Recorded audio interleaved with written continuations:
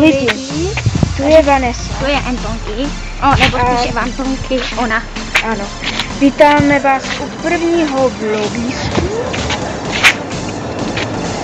Za Hoříku. Natočívám vám teď za Hoříka.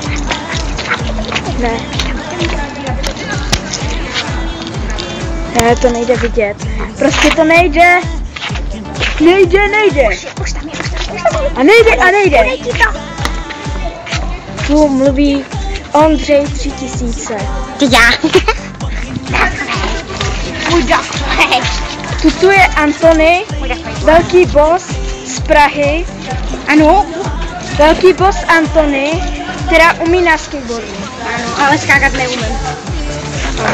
Skákat bohužel neumí. Já jsem myšička.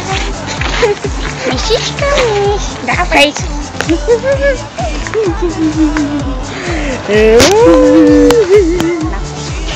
Natáčíme dále. To není konec. K tomu není konec.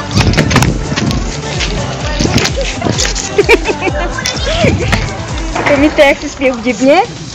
Budu nosit rovnátečka, jak říkám. Na mě má Michal Zahoří. Tam je Michal Zahoří. Tomu to vždycky podjede jako mě. Máte tu důkaz. Co to půjde na YouTube? Něco řeknu, ale na mě jsem si nemůžu. Co?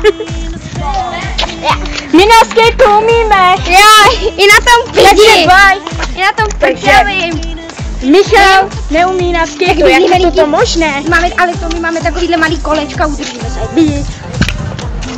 Ale já už nejezdím. No taky ne, ale začnu brzo, až budu mít velký prso. Protože já mám to střední, takže to mi na tom jezdí blbě. Takže dál vám můžeme říct Že se s námi takže budeme se za chvilku loučit. Ale tu ještě poslední na závěr. Michale Zahoříka, neboli za Tony. Michale, pozdrav fanoušky. A dál jim nic neřekneš? Že tamhle ta generální společnost. No zná. Eva Antony, boss Český republiky. Boss? Jo, díky, jsem boss, no co ta lidi. Česká knihovna městská, knihovna v Praze. Vysočaný. Sponzorujem knihovnu.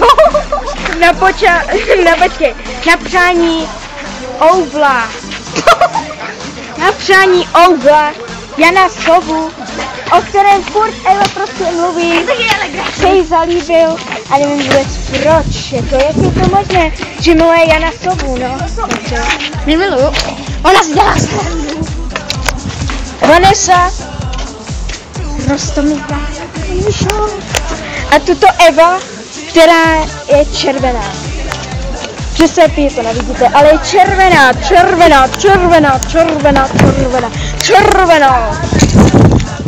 A příště bude vlog.